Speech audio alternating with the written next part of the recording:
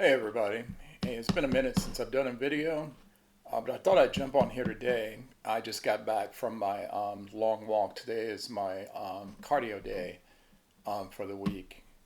And so it was a 10,000 step walk.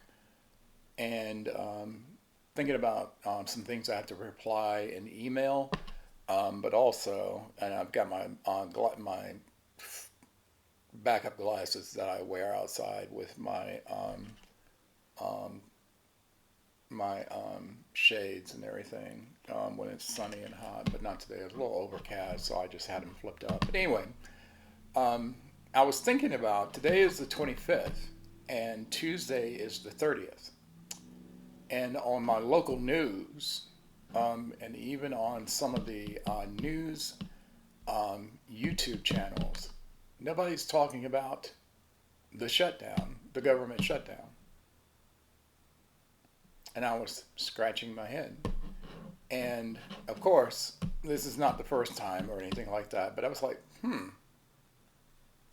why is nobody talking about the shutdown? Because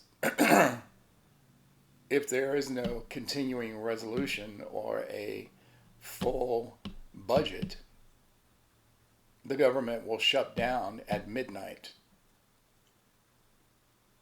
before October 1st. Because that will be the first day of, I believe that's the first day of the fiscal thing. But anyway, so just to remind you what happens when the government shut down.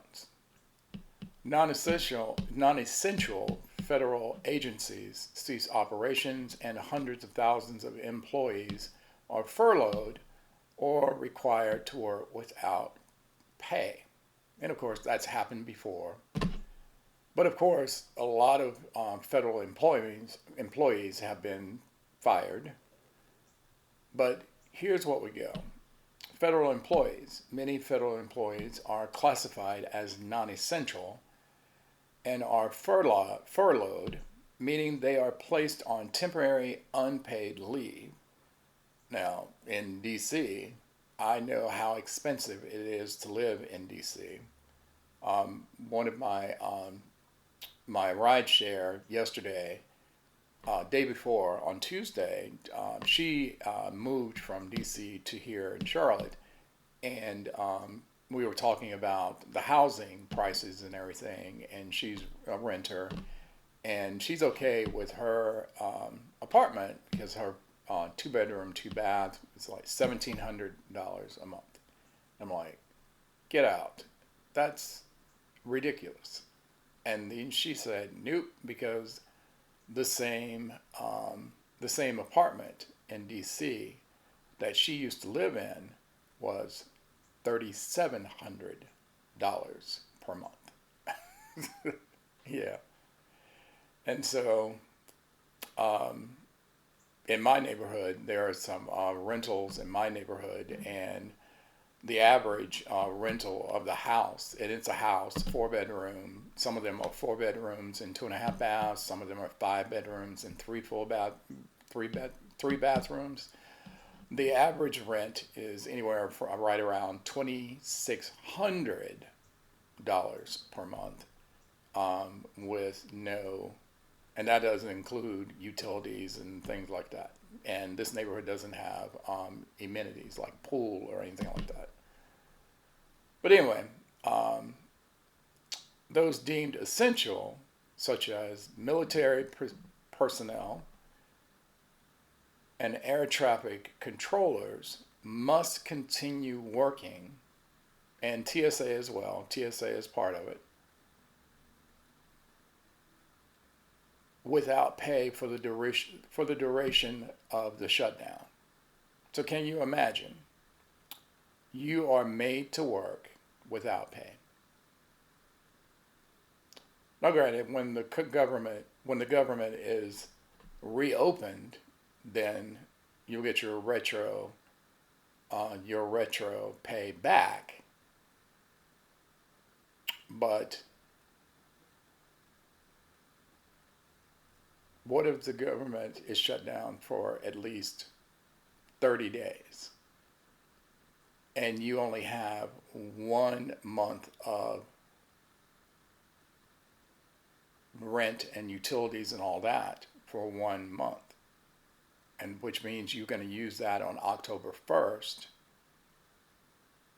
and then you'll have to use that on November 1st, and waiting to see if you are going back to work or if your retro pay is coming back.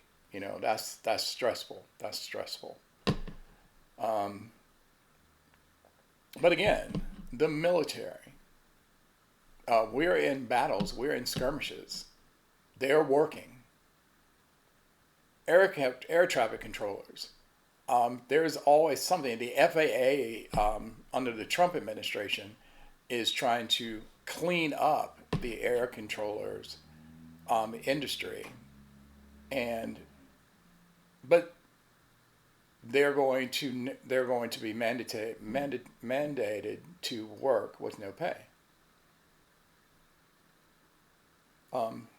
Although a 2019 law guarantees back pay for the federal workers after a shutdown ends, it can cause immediate financial hardship for their families, particularly if the one person who works for the government is the only person that brings money into the house. Government contractors. Unlike direct federal employees, contractors typically do not receive back pay once a shutdown concludes. This places a significant financial burden on them and the businesses they work for. National parks and museums.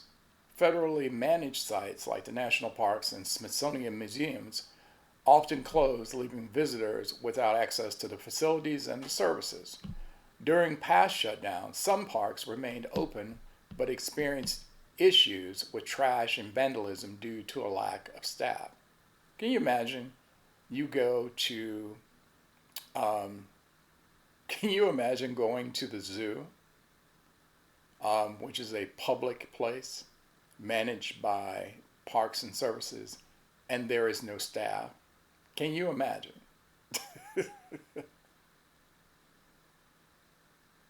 Air travel. Though air traffic controllers and TSA agents are essential and must work, a shutdown can cause significant delays. Longer lines can form at security checkpoints, and flight delays can occur if workers who are not being paid call in sick. So yeah, that's the thing. That's the thing. Hell, my housemate goes to work, and every day there's somebody calling out, and that's a burden. That's a burden on everybody else. So, but imagine you are a non-essential, and the government shuts down, and you're not getting paid, and you know that you are not getting retro pay. I mean, some of us would still go to work because we care about our jobs. But there are some people who are only there for the check. And if they're not getting the check, they're not going to work. Food safety. Non-essential food safety inspections by agencies like the Food and Drug Administration, the FDA, may be suspended, which could increase public health risks. Nope.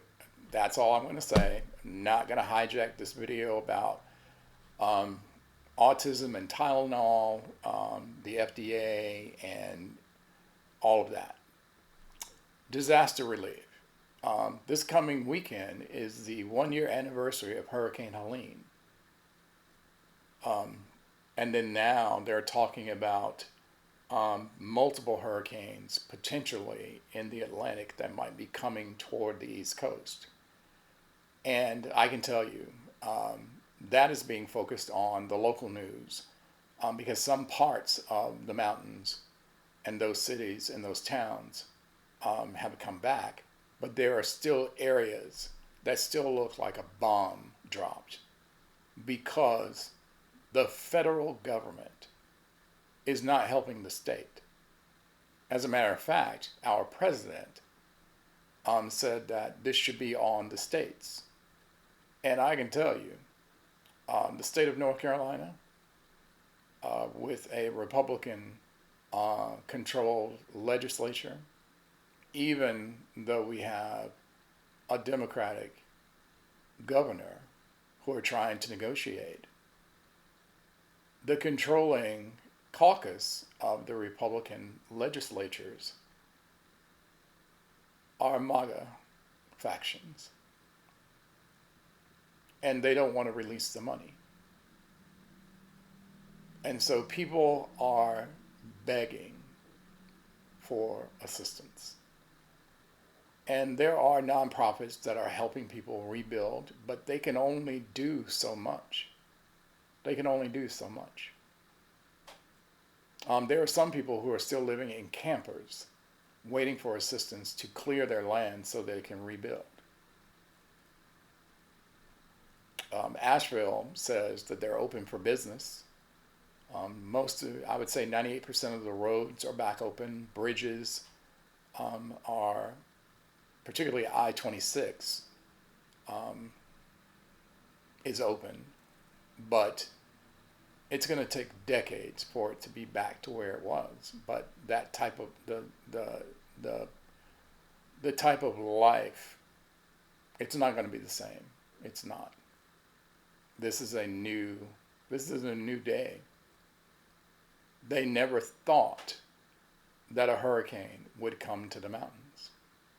But again, that disaster relief, FEMA continues to respond to emergencies, but long-term recovery projects can be delayed due to a lack of funding. Trust me, North Carolina knows about that. IRS services. For businesses, we're approaching the last quarter of the year, and then we'll be in tax season. IRS services for taxpayers can be significantly disrupted. In past shutdowns, this has caused delays in issuing tax refunds and answering taxpayer questions. Small businesses, and I have a small business. Small business, the SBA, the Small Business Administration, stops processing new business loans, delaying access to crucial financing for small business owners. And this is not just for-profit businesses. We're talking about nonprofits as well. One of the neighbors in my neighborhood is about to launch a nonprofit, and it's crucial. And she's doing this in the last quarter of the year. And I can tell you, trying to launch a small business is one thing, but a nonprofit with all the rules and everything, Social Security and Medicare. Payments for these mandatory programs will continue, but administrative tasks such as issuing new Social Security cards, new births, to get their new Social Security cards. Someone who's lost their Social Security cards and they're trying to get one of the new driver's license or passport, something like that, and you need your Social Security card. Well, or processing new applications may be delayed, leading to increased wait times. Nutrition programs. Some food assistance programs, such as the Supplemental Nutrition Program for Women, Infant, Children, WIC, may quickly run out of funding, while the larger SNAP program, which is the Supplemental Nutrition Assistance Program, or SNAP, has continued during previous shutdowns. A prolonged funding lapse could affect it as well. Because granted, the way that SNAP works, the federal government sends money funding each state, and then the state puts that information out. But there is a SNAP issue going on in all states now. They're changing the rules, and some people are going to be kicked off, even with insurance. And so, in fact, right now, the North Carolina legislature is haggling in both houses, the House and the Senate, about the state Medicaid program. it is short by $319 million that the federal government says, nope, not giving you that. Which means in the state of North Carolina, about 100,000 people will lose their insurance. And if they don't make a deal to put that money back in the budget, then starting on October 1st, if you are on Medicaid and you still have the insurance, when you go to your doctor and then the doctor files the bill, generally speaking, your copays, depending on the plan that you're on, copays are probably like $4 for your doctor appointment, medication, things like that. But if your doctor or the hospital or your provider sends the bill to the state, and the state says, let's say the bill is $100.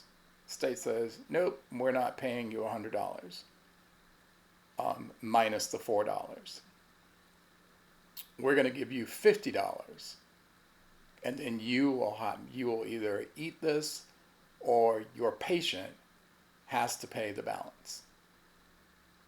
And then most of the patients who are on Medicaid are in nursing homes, children whose parents can't get regular insurance.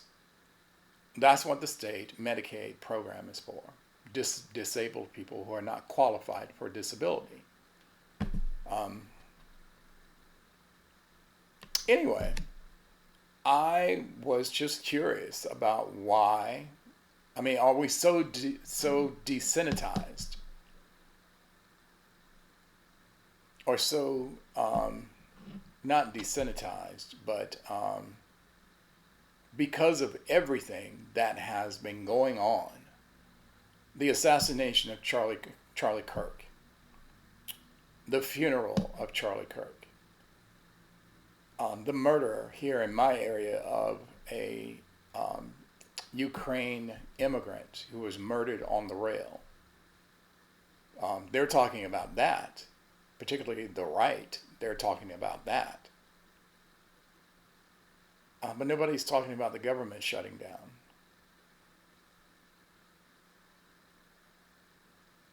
Maybe they don't care. Saying, it's happened before. It'll come back up. Those people don't work for the government. But I bet you the House of Representatives and the Senate, the Supreme Court justices, and the executive branch, I bet you they're going to get their pay. I bet you they're going to get their pay. Let's see who's going to give up their pay during the government shutdown, if it happens. And on top of that, what could delay this? Because there was a vote last week, actually this week, whatever day the 19th was, I believe that was last Friday, on both the House and the Senate. Both of the bills failed. And so the shutdown is still coming. Well, there is a religious holiday this weekend, Rosh Hannah, that some of the people in the government won't be there to debate and get this done because of the religious holiday. But if I were a House of Representative, or if I was a senator, and I knew that this was going to affect my constituents, I think my synagogue would understand if I didn't go to prayer in the synagogue. I'm just going to sit that right there. And maybe you can reach out to your representatives and ask them, WTF? Why is nobody talking about this? I mean, even if I'm not looking at YouTube now, but even on YouTube, most of the political content creators, nobody's focusing on this right now. They're talking about the divide between the MAGA right and the radical left. Well, there is a There is a MAGA right and there is a radical left, but those are the extremists on both sides.